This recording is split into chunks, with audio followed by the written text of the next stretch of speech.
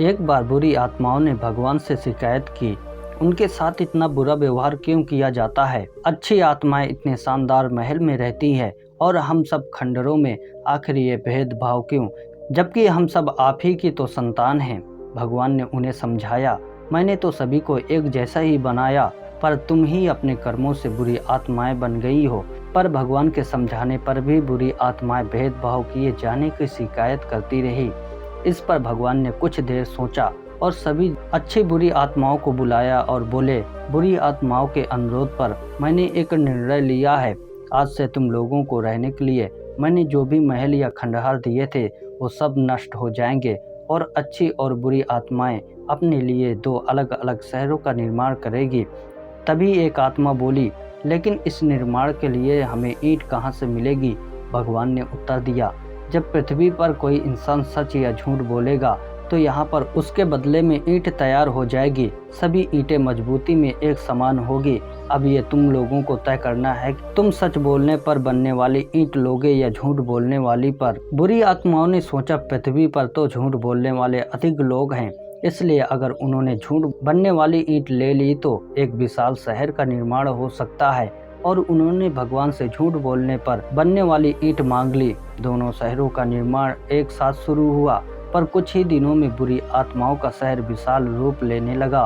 उन्हें लगातार ईंटों के ढेर मिलते जा रहे थे और उससे उन्होंने एक शानदार महल बनवा लिया। वहीं अच्छी आत्माओं का निर्माण धीरे धीरे चल रहा था। काफी दिन बीत जाने के बाद उनके शहर का एक ही हिस्सा बन पाया था। कुछ ही दिन और ऐसे ही बीते। फिर एक दिन अचानक एक अजीब सी घटना घटी। बुरी आत्माओं के शहर से ईंटें गायब होने लगी। दीवारों से, छतों से, इमारतों की नींवों से, हर जगह से ईंटें गायब होने लगी और देखते देखते उनका शहर खंडहर रूप लेने लगा।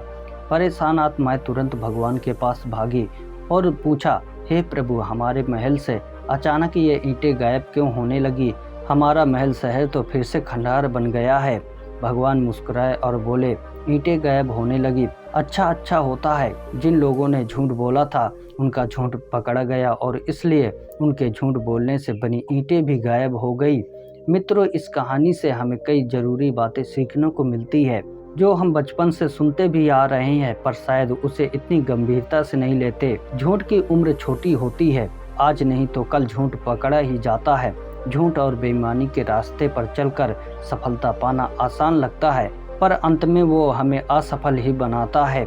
वही सच्चाई से चलने वाले धीरे धीरे आगे कदम बढ़ते हैं, पर उनकी सफलता स्थायी होती है। अंततः हमें हमेशा सच्चाई की बुनियाद पर अपने सफलता की इमारतें खड़ी करनी चाहिए।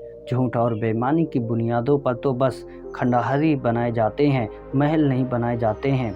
इसलिए हमें हमेशा सच बोलना चाहिए और सच के साथ चलना चाहिए। आपको वीडियो कैसा लगा मुझे कमेंट में ज़रूर बताएं। अगर आपके पास कुछ भी नहीं है लिखने के लिए तो गुड या बैड लिखकर ज़रूर कमेंट करें।